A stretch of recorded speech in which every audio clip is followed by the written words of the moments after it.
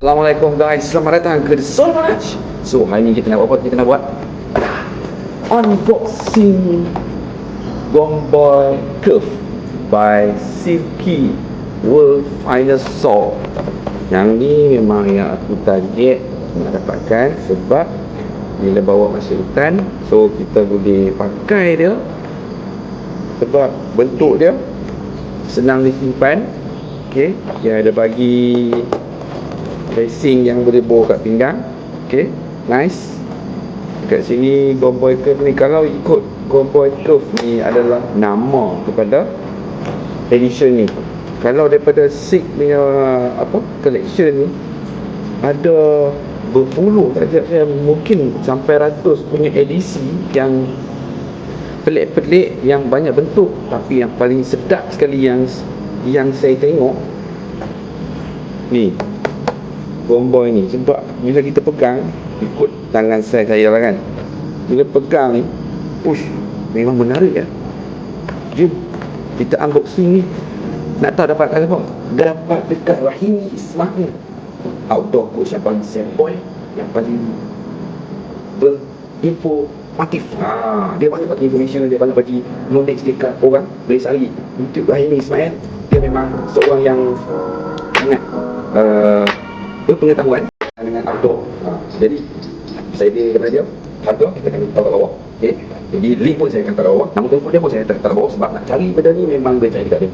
Sangat-sangat humble dan sangat fast response. Cantik. Jom kita buka, kita unboxing. Jom.